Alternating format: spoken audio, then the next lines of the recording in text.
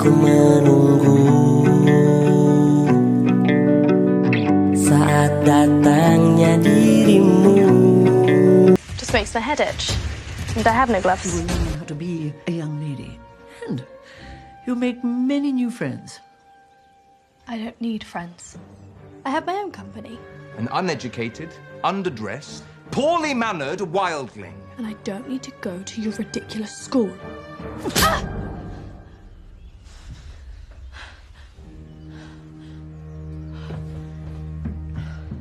No!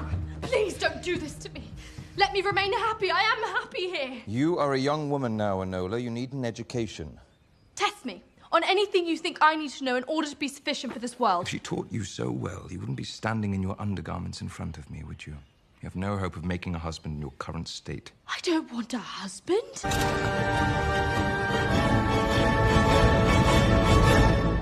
Our future is up to us.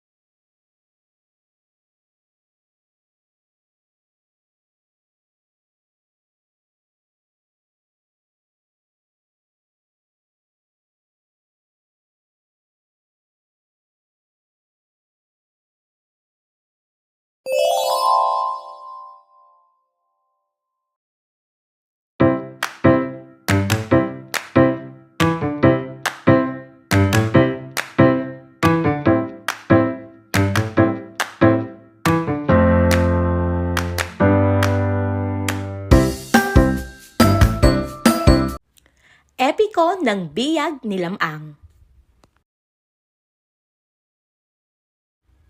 Sa bayang Nalbuan, si Namongan ay nagdadalang tao habang wala ang kanyang asawa.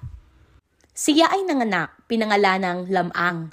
Pagkapanganak kay Lamang, siya ay agad nagsalita at nagtanong tungkol sa kanyang ama. Lumaking malakas at matalino si Lamang, tiyak ang kanyang hakbang at matalas ang kanyang isip. Isang araw, nagpaalam siya sa ina upang hanapin ang kanyang ama na hindi pa rin bumabalik mula sa digmaan. Tumawid si Lamang sa bundok, gubat at ilog para matunton ang kinaroroonan ng kanyang ama. Nalaman niyang pinatay ng mga igorot si Don Juan.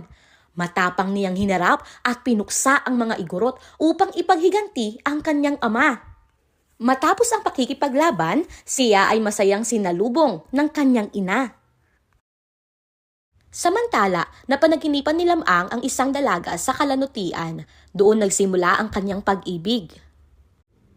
Dinala niya ang kanyang alagang tandang at aso para manligaw. Maraming nais manligaw kay Ines, ngunit tanging si Lamang ang tinanggap. Isinagawa ang isang marangyang kasalan. Buong baryo ang nakiisa sa pagdiriwang. Lumangoy si Lamang sa ilog upang linisin ang sarili, ngunit nilamon siya ng isang engkanto. Nagluksa si Ines. Sa tabi ng ilog, iniyakan niya ang pagkawala ng minamahal. Sa tulong ng mahiwagang tandang at aso, isinagawa ang ritual upang buhayin si Lamang. Muling nabuhay si Lamang at muling niyakap ni Ines. Nabura ang lungkot sa kanilang mga mata. Namuhay sila ng payapa at masagana, may anak at alagang tandang at aso na kasama. Ang kwento ni Lamang ay patunay ng katapangan, katapatan at pag-ibig sa bayan at pamilya.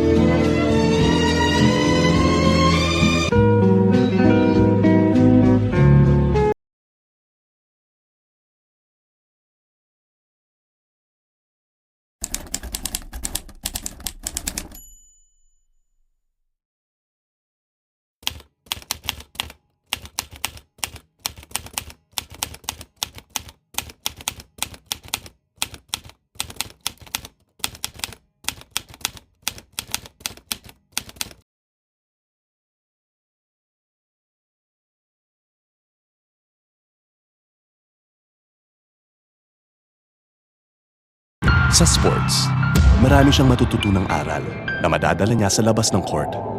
Pakikisama kahit anong mangyari. Disiplina sa anumang bagay. At kumpiyansa para sa lakas ng loob. Mga aral na di niya makakalimutan at madadala niya habang buhay.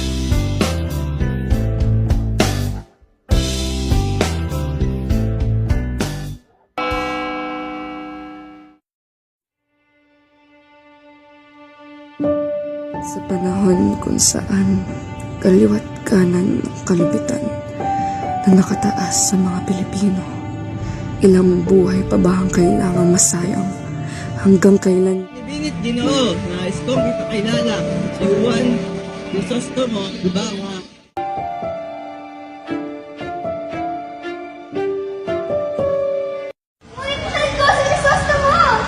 Wala akong kasalanan. Ang pang-aalipin sa atin. Maraming buhay ang patuloy na nanganganib. Ilang hudyat pa ba ang kailangan bago makamit ang kalayaan at justisyang inaasam ng marami?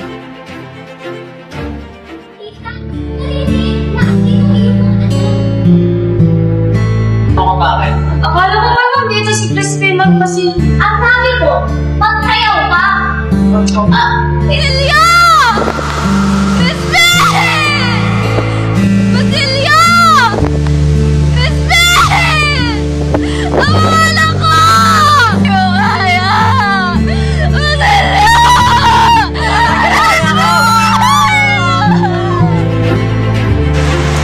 Hindi mo man lang inisip ang aking reputasyon. Hindi wala ka rin sa iyong isang kung wala mo. Katulad lamang sa ng kanyang ama, isang ngunit hindi maalam gumalang sa batas ng simbahan. Ang hirap namin. Wala kang maramdaman para sa pinagdala ng aking ama. Kaya kayong mga inyo, sige lang kayo lang, ay dapat Basilio! Anak ko! Ikaw ang anak ko! Dad, tayo ay magkasal. Tayo kami. Hindi ka mas naman. Tayo!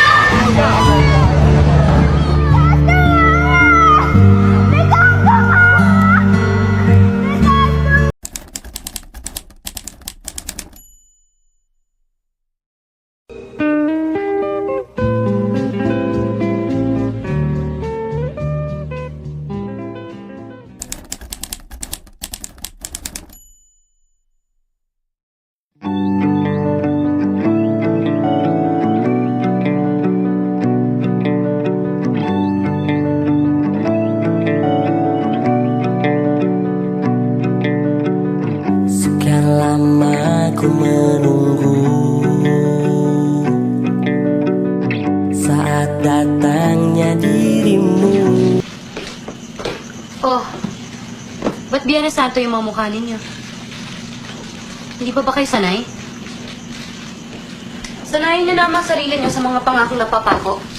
At sanayin niyo na rin ang sarili niyo na wala tayong katulong dito. Ate, tama na. Tortang talong lang ang ulam. Hindi bale, pag nagpadala uli yan ng pera, marami na uli tayong ulam. At hindi lang ulam ha, t-shirts, pabango, bag, sapatos. Ate, tama na sabi. Michael, dali mo na yung si Daday sa kwarto. Sige na. Sige na, anak. Daday, pasok na sa kwarto. Sama sa kuya. Sige na, anak. Pwede ba? Pigilan mo na nga pagtawag sa kanila ng anak. Mamiss pa ni Daday yan, mawawala ka rin naman. Ikaw lang naman na hindi kumikilala sa aking ina eh. Os? 1, 2, 5, 6 na linggo. Tignan natin kung hindi si Tita Norma uli maging nanay niyan.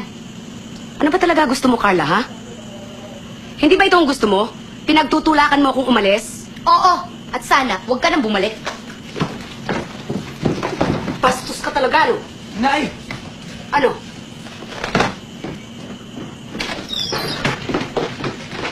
Ano? Lalayas ka na naman? Ha? Sige, lumayas ka. Layas!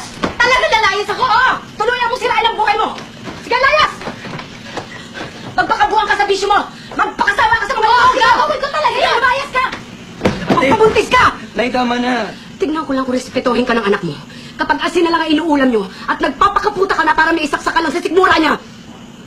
Alam mo, nagpapasalamat ako sa Diyos at hindi isinilang ang 2 bata na galing sa isang babae na irresponsable at makasarili at tulad mo. Kung magkakaanak man ako, sisiguraduhin kong magkasama kami sa hirap at ginawa. Hindi ko siya pagpapalit dahil lang sa pera. Kapal ng mukha mo. Ay, nanay! Kapal ng mukha mo! Wala kang utang na loob. Wala ka. Ikaw ang sumira ng buhay mo. Ikaw ang sumira ng buhay mo. Ang kapal ng mukha mo. Ang kapal ng mukha mo. Wala kang utang na loob. Ang kapal ng mukha mo. Kung ayaw mo sa akin, ayaw ko rin sa'yo. Sana hindi na lang ako naging ina mo. Sana hindi rin kita naging anak. Ngayon, kung iniisip mo hindi mo ko pinili bilang ina mo, sana maisip mo rin na hindi itong buhay na pinili ko para sa inyo mga anak ko. Kung iniisip mo na sana binalik kita sa tiyan ko, sana maisip mo rin na ilang beses kong ginusto na hindi na kayo pinanganak. Para hindi nyo maranasan ang hirap dito sa mundo.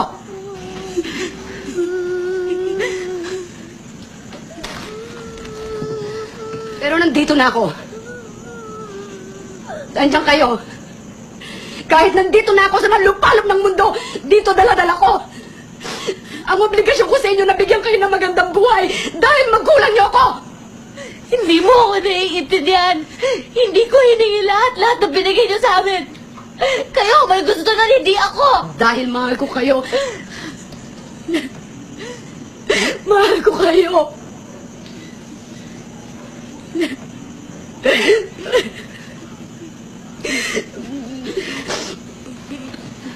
Ngayon, sabihin mo sa akin, sinasabi mong hindi kita naiintindihan?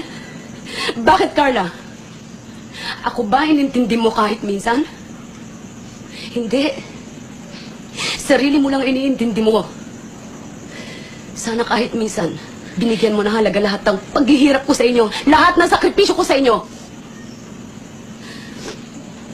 Sana, tuwing umiinom ka ng alak, habang iniitip mo ang sigarilyo mo, habang nilulusay mo yung mga perang pinadala ko, sana maisip mo rin kung ilang pagkain ang tiniis kong hindi kainin para lang makapagpadala ako ng malaking pera dito. Sana, habang nakahiga ka dyan sa kutsyon mo, natutulog, maisip mo rin kung ilang taong kong tiniis ang matulog mag-isa habang nangungulila ako sa yakap ng mga mahal ko.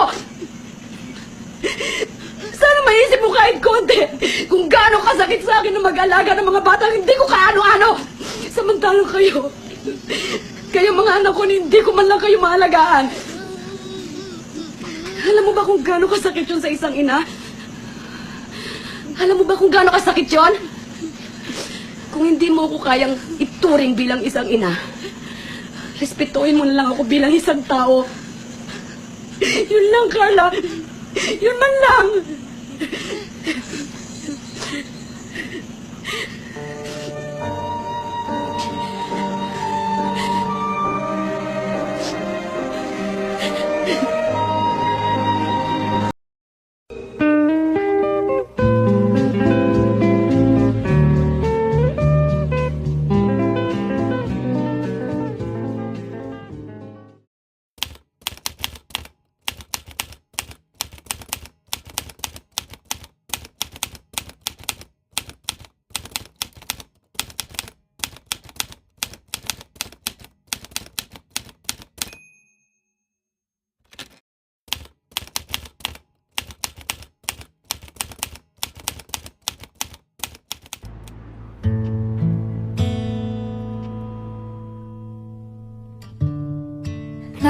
Nasaan ang saya ng Pasko?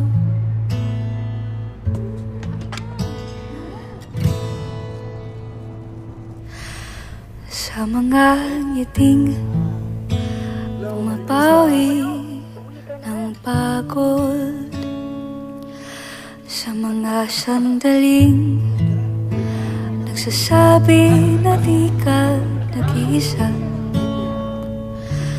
Munting mundo'y nagliliwanag sa mga pagsasamang pinasarap ng panahon.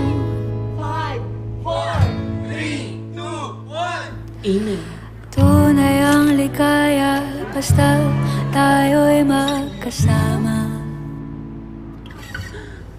Merry Christmas! Buo ang saya ng Pasko, buo ang saya ng Pasko. Dito sarap ang pinagsasaluhan, dito puso ang tahanan. Buo ang saya ng Pasko.